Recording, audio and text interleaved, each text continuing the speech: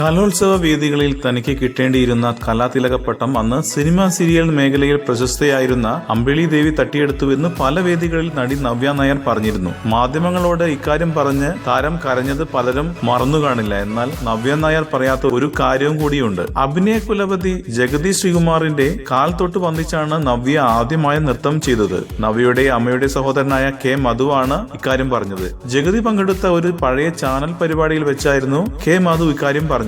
നവ്യയുടെ dance അരങ്ങേറ്റത്തിന് ജഗതിയെ കൊണ്ടുവരാമെന്ന് നവ്യയുടെ അച്ഛന് മധു വാക്കുകൊടുത്തിരുന്നു. തിരക്കുകൾക്കിടയിലും ജഗതിയും മധുവും നവ്യയുടെ dance കാണാൻ നാട്ടിലെത്തി. അങ്ങനെ ജഗതിയുടെ അനുഗ്രഹത്തോടെയാണ് നവ്യ നായർ ആദ്യമായി നൃത്തം വേദിയിൽ അവതരിപ്പിച്ചത്. കെ മധു ഇക്കാര്യങ്ങൾ അത്രയും പറഞ്ഞു തീരുവോളം അക്ഷമനായി ജഗതി കേട്ടിരുന്നു. മധു ഇതോർത്ത് പറഞ്ഞതിൽ വളരെയധികം സന്തോഷമുണ്ട്. പക്ഷേ നവ്യ നായർ ഒരു വേദിയിലും ഇത് പറഞ്ഞു കേട്ടിട്ടില്ല എന്നായിരുന്നു ജഗതി ശ്രീകുമാർ പ്രതികരിച്ചത്. കൂടുതൽ സിനിമാ വാർത്തകൾക്കും വിശേഷങ്ങൾക്കും ഇപ്പോൾ തന്നെ സബ്സ്ക്രൈബ് ചെയ്യൂ മലയാളം ക്രിയേഷൻസ്.